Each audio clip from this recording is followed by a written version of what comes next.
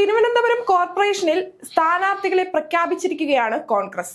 നേരത്തെ തന്നെയാണ് പ്രഖ്യാപനം.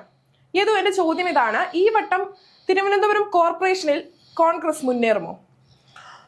അഞ്ജന, ഈ തെരഞ്ഞെടുപ്പിൽ കോൺഗ്രസിൻ്റെ ഒരു വലിയ മുന്നേറ്റം അത് തദ്ദേശ തെരഞ്ഞെടുപ്പിലായാലും വരാനിരിക്കുന്ന നിയമസഭാ തെരഞ്ഞെടുപ്പിലായാലും ഉണ്ടാകുമെന്ന കാര്യത്തിൽ ആർക്കും സംശയം വേണ്ട. കാരണം കോൺഗ്രസിനെ സംബന്ധിച്ച് ഈ വരുന്ന തെരഞ്ഞെടുപ്പുകൾ, അതായത് തദ്ദേശ തെരഞ്ഞെടുപ്പ് എന്ന് പറയുന്നത് നിയമസഭാ തെരഞ്ഞെടുപ്പിൻ്റെ ഡ്രസ് റിഹേഴ്സലാണ്, അല്ലെങ്കിൽ ഒരു സെമി ഫൈനൽ എന്ന നിലയിൽ പരിഗണിക്കാവുന്നതാണ്. ആ തെരഞ്ഞെടുപ്പ് മുതൽ അങ്ങോട്ട് ഓരോ ദിവസവും ഓരോ മണിക്കൂറും ഇന്ത്യൻ നാഷണൽ കോൺഗ്രസ് എന്ന പ്രസ്ഥാനത്തിൻ്റെ പോരാട്ടം മുഴുവൻ നിലനിൽപ്പിന് വേണ്ടിയുള്ളതാണ് എന്ന് നേതാക്കൾ ഏറെക്കുറെ മനസ്സിലാക്കി തുടങ്ങിയിട്ടുണ്ട്. അതായത് സ്വന്തം താല്പര്യം, സ്വന്തം പദവി അല്ലെങ്കിൽ സ്വന്തം ഇഷ്ടം എന്നതിനേക്കാളൊക്കെ അതൊക്കെ മാറ്റിവെച്ചിട്ട് പ്രസ്ഥാനത്തിൻ്റെ വളർച്ച, പ്രസ്ഥാനത്തിൻ്റെ നിലനിൽപ്പ് എന്ന നിലയിലേക്ക് നേതാക്കൾ പലരും തങ്ങളുടെ ചിന്താഗതികൾ മാറ്റിയിട്ടുണ്ട്. കാരണം അല്ല എന്നുണ്ടെങ്കിൽ ചുമരുണ്ടെങ്കിലല്ലേ ചിത്രം വരയ്ക്കാൻ പറ്റൂ എന്ന് പറഞ്ഞ പോലെ പ്രസ്ഥാനമുണ്ടെങ്കിലല്ലേ തങ്ങൾക്ക് നേതാക്കളായും MLA-മാരായും ജനപ്രതിനിധികളായും നേതാക്കളായും ഒക്കെ നടക്കാൻ പറ്റൂ എന്ന നിലയിലേക്ക് കാര്യങ്ങൾ മാറും. അതായത് കോൺഗ്രസിൻ്റെ ജീവൻ മരണ പോരാട്ടമാണ് നടക്കാൻ പോകുന്നത്. കോൺഗ്രസിനെ തകർക്കുക, തീർക്കുക എന്നുള്ളതാണ് CPM-ൻ്റെയും BJP-യുടെയും ലക്ഷ്യം. അപ്പോൾ സ്വാഭാവികമായിട്ടും ഈ തെരഞ്ഞെടുപ്പിൽ, നിയമസഭാ തെരഞ്ഞെടുപ്പിന് മുന്നോടിയായിട്ടുള്ള തദ്ദേശ ഭരണ തെരഞ്ഞെടുപ്പിൽ ഒരു വലിയ പെർഫോമൻസ്, ഒരു ഗംഭീര പെർഫോമൻസ് കാഴ്ചവെച്ചില്ലെങ്കിൽ കോൺഗ്രസിൻ്റെ അടിത്തറ ഇളകുമെന്ന കാര്യത്തിൽ സംശയമൊന്നുമില്ല. ഇപ്പോൾ കഴിഞ്ഞ ഉപതെരഞ്ഞെടുപ്പുകളിലൊക്കെ കോൺഗ്രസ് സ്ഥാനാർത്ഥികളാണ് വിജയിച്ചത്. അവർക്ക് വലിയ മുന്നേറ്റം ഉണ്ടായിട്ടുണ്ട്. ചേലക്കര മാത്രമാണ് അതിനൊരു അപവാദം ഉണ്ടായത്. അത് സ്ഥാനാർത്ഥി നിർണയത്തിലെ പാളിച്ചയായി പരിഗണിക്കാം. പക്ഷേ എങ്കിൽ പോലും കോൺഗ്രസിനെ സംബന്ധിച്ച് ഒരു വലിയ മുന്നേറ്റത്തിനുള്ള സകല സാധ്യതകളുമുണ്ട്. ഇപ്പോൾ തിരുവനന്തപുരം കോർപ്പറേഷൻ എന്ന് പറഞ്ഞാൽ 48 സീറ്റുകളാണുള്ളത്. അപ്പോൾ അവിടെ ആദ്യം തന്നെ കോൺഗ്രസ് സ്ഥാനാർത്ഥികളെ അങ്ങ് പ്രഖ്യാപിച്ചു. ഈ സീറ്റുകളുമായി ബന്ധപ്പെട്ടിട്ടുള്ള, സ്ഥാനാർത്ഥികളുമായി ബന്ധപ്പെട്ടിട്ടുള്ള പ്രധാനപ്പെട്ട തർക്കങ്ങൾ, പ്രധാനപ്പെട്ട ആശങ്കകൾ, പ്രധാനപ്പെട്ട സംശയങ്ങളൊക്കെ ഒറ്റയടിക്ക് കോൺഗ്രസ് അങ്ങ് ദൂരീകരിച്ചിരിക്കുകയാണ്.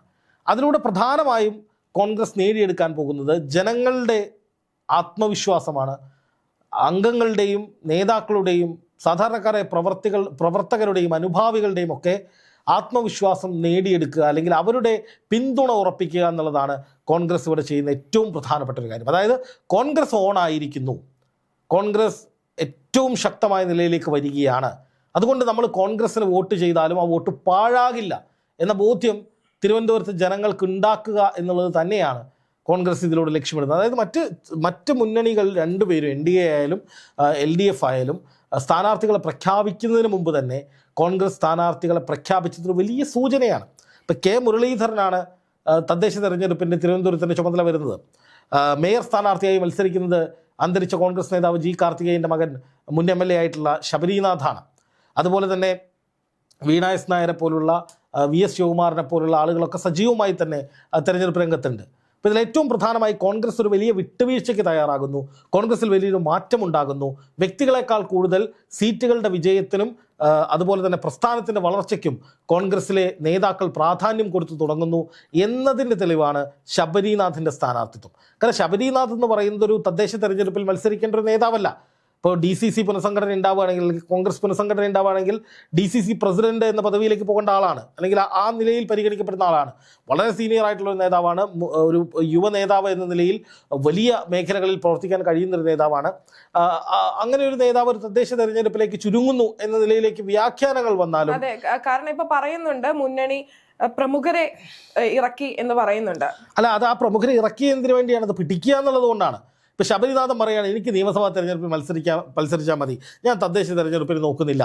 K. മുരളീധരൻ പറയും, പഴയ കോൺഗ്രസിൻ്റെ ഒരു ചിത്രം അങ്ങനെയാണ്, നേതാക്കൾ പറയുന്നത് അല്ലെങ്കിൽ നേതാക്കളുടെ താല്പര്യങ്ങൾക്ക് കൂടുതൽ പ്രാധാന്യം കൊടുക്കും. അപ്പോൾ മുരളീധരൻ പറയുകയാണ്, ഞാൻ നിയമസഭാ തെരഞ്ഞെടുപ്പ് ചുമതല വഹിക്കാം, എനിക്ക് തദ്ദേശ തെരഞ്ഞെടുപ്പ് വേണ്ട എന്ന് പറഞ്ഞാൽ മുരളീധരനും കൈയൊഴിഞ്ഞു. ശിവകുമാറും മാറി നിൽക്കുന്നു, വീണ S. നായരും മാറി നിൽക്കുന്നു. അങ്ങനെ പ്രധാനപ്പെട്ട നേതാക്കളൊക്കെ നിയമസഭാ തെരഞ്ഞെടുപ്പിൽ സീറ്റിന് വേണ്ടി കാത്തിരിക്കുന്ന ഒരു സാഹചര്യം ഉണ്ടായി എന്ന് വെക്കുക. അപ്പോൾ എന്താ സംഭവിക്കുക? തദ്ദേശ തെരഞ്ഞെടുപ്പിൽ കോൺഗ്രസിന് വലിയ തിരിച്ചടി ഉണ്ടാകും. എല്ലാവരും നിയമസഭാ തെരഞ്ഞെടുപ്പിലേക്ക് കോൺസെൻട്രേറ്റ് ചെയ്യുമ്പോൾ തദ്ദേശ തെരഞ്ഞെടുപ്പിൽ കോൺഗ്രസിന് വലിയ തിരിച്ചടി ഉണ്ടാകും. BJPക്ക് അതൊരു വലിയ മുന്നേറ്റത്തിനുള്ള വഴിയാകും. അത് നിയമസഭാ തെരഞ്ഞെടുപ്പിൽ കോൺഗ്രസിൻ്റെ അടിത്തറ ഇളക്കും. ഇത് കോൺഗ്രസ് മനസ്സിലാക്കണമെന്നൊരു ആഗ്രഹം കേരളത്തിലെ പൊതുജനങ്ങൾക്കുണ്ടായിരുന്നു. കോൺഗ്രസ് നിലനിൽക്കണം എന്നുള്ളത് ജനങ്ങളുടെ കൂടി ആവശ്യമാണ്. കാരണം കോൺഗ്രസ് ഇല്ലാത്തൊരു കേരളത്തെക്കുറിച്ച് ചിന്തിച്ചു നോക്കൂ.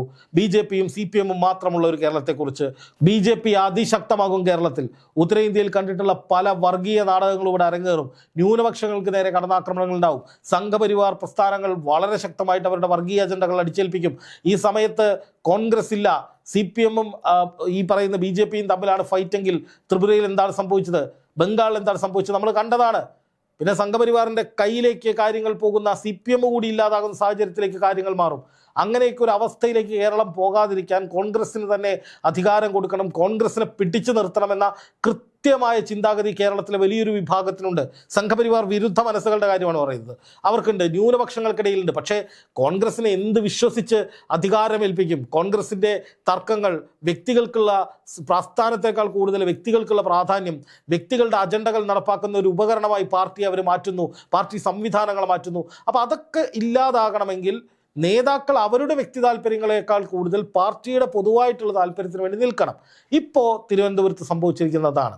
ഇപ്പോൾ ശബരിനാഥ്, അടൂർ പ്രകാശ് കോന്നിയിൽ മത്സരിക്കാൻ പോയാൽ അവിടെ ലോക്സഭാ MP ആയിട്ട് ലോക്സഭാ സ്ഥാനാർത്ഥിയെ മത്സരിക്കാൻ പറഞ്ഞു വെച്ചിട്ടുള്ള ഒരു സ്ഥാനാർത്ഥി എന്ന നിലയിൽ, ഒരു വ്യക്തി എന്ന നിലയിൽ അറിയപ്പെട്ടിരുന്ന ആളാണ്. അപ്പോൾ അതൊക്കെ ത്യജിച്ചുകൊണ്ട് ശബരിനാഥൻ നേരെ മേയറാവാൻ വരിക. അങ്ങനെ ഒരു പോരാട്ടം കോൺഗ്രസ് നടത്തുകയാണെങ്കിൽ തിരുവനന്തപുരത്ത് നഷ്ടപ്പെട്ടു പോയ പ്രതാപം വീണ്ടെടുക്കാൻ കോൺഗ്രസിന് സാധിക്കും. കോൺഗ്രസ് തിരുവനന്തപുരത്ത് നല്ല വോട്ട് ബാങ്കുള്ള ഒരു സ്ഥലം തന്നെയാണ്. പക്ഷേ BJPയുടെ കടന്നുകയറ്റം, കോൺഗ്രസ് നേതൃത്വത്തിൻ്റെ തമ്മിലടി, സംഘടനാ സംവിധാനങ്ങളുടെ ശേഷിക്കുറവ് അല്ലെങ്കിൽ ബലക്കുറവ്, ദൗർബല്യങ്ങൾ, നേതാക്കളുടെ ഗ്രൂപ്പ് കളിയുടെ ഭാഗമായി സംഘടനാ സിസ്റ്റം തകർന്നത് പലയിടത്തും, പല പ്രാദേശിക നേതൃത്വങ്ങളും നിർജീവമായത്, പല പ്രാദേശിക ഘടകങ്ങളുടെയും പ്രവർത്തകരുടെയും നേതാക്കളുടെയും ആഗ്രഹത്തിനനുസരിച്ച് പ്രസ്ഥാനത്തിലെ നേതാക്കൾ പ്രവർത്തിക്കാതെ പോകുന്നത്, അങ്ങനെ പല പല പല പല കാരണങ്ങൾ തിരുവനന്തപുരത്ത് കോൺഗ്രസ് തകർന്നതിന് പിന്നിലുണ്ട്. അത് ഒരറ്റത്ത് നിന്ന് പുനരുജ്ജീവിപ്പിക്കാൻ ഈ പറയുന്ന യുവനിരയെ, കാമ്പുള്ള തീവാർന്ന നേതാക്കളെ അണിനിരത്തി മുന്നോട്ട് പോയാൽ കോൺഗ്രസിന് സാധിക്കും. സംഘടനാ സംവിധാനം ശക്തമായാൽ കോൺഗ്രസിന് പിന്നെ അധികാരത്തിൽ തിരിച്ചു വരിക എന്നുള്ളത് വലിയ കടമ്പയൊന്നുമല്ല. ഇപ്പോൾ തിരുവനന്തപുരം കോർപ്പറേഷനിൽ അധികാരത്തിലേറുമോ ഇല്ലയോ എന്നതിനേക്കാൾ കൂടുതൽ രണ്ടാമത് കോൺഗ്രസ് എത്തിയാൽ മതി. ഇപ്പം മൂന്നാമതാണ് കോൺഗ്രസ് ഉള്ളത്, UDF മൂന്നാമതാണുള്ളത്. ഒന്നാം സ്ഥാനത്ത് CPM നിൽക്കുന്നു, അവർ ഭരിക്കുന്നു. BJP പ്രതിപക്ഷമായി ശക്തമായി നിലകൊള്ളുന്നു. ഏതാണ്ട് 10 സീറ്റുകളോ മറ്റോ ഉള്ളൂ കോൺഗ്രസിന്, UDFന് അവിടെ. അത് ഇരട്ടിയാക്കാൻ സാധിച്ചാൽ, അത് പ്രതിപക്ഷം എന്ന നിലയിലേക്ക് ഉയർന്നു വരാൻ കോൺഗ്രസ്സിന് അവിടെ സാധിച്ചാൽ തന്നെ അത് കോൺഗ്രസ്സിന് സംസ്ഥാന തലത്തിൽ വലിയ മുന്നേറ്റത്തിന് കാരണമാകും. കോർപ്പറേഷനുകൾ നോക്കുക, തിരുവനന്തപുരം കോർപ്പറേഷൻ പിടിച്ചു എന്ന് വിചാരിക്കുക കോൺഗ്രസ്, ഇനി അവിടെ വലിയ മുന്നേറ്റം ഉണ്ടാക്കിയെന്ന് വിചാരിക്കുക.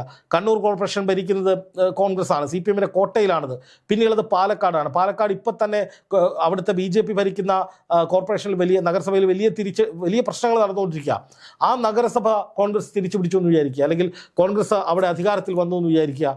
മൊത്തത്തിലൊരു ഉണർവ് സംസ്ഥാന വ്യാപകമായി കോൺഗ്രസ്സിലുണ്ടാകും. അതിലേക്ക് ഒരു വെളിച്ചം ഉണ്ടാകണമെങ്കിൽ, ആ നിലയ്ക്ക് കോൺഗ്രസ് ശക്തമായി മുന്നോട്ട് പോകണമെങ്കിൽ തിരുവനന്തപുരം കോർപ്പറേഷനിൽ നിന്ന് തന്നെ പണി തുടങ്ങണം എന്ന് കോൺഗ്രസിന് വ്യക്തമായി മനസ്സിലാക്കി. AICCയുടെ ഒരു നിർദ്ദേശമുണ്ടായിരുന്നു, മുതിർന്നവരെ മത്സരിപ്പിക്കണം ഈ വട്ടം എന്ന്. ഈ മുതിർന്നവരെ മത്സരിപ്പിക്കുക, പരിചയസമ്പന്നരായ ആളുകളെ തദ്ദേശ തെരഞ്ഞെടുപ്പിൽ എടുക്കുക എന്ന് പറയുന്നത് തന്നെ ആ സംഘടനാ സംവിധാനം മുഴുവനായി ചലിപ്പിക്കുക എന്നതിൻ്റെ അടിസ്ഥാനത്തിലാണ്.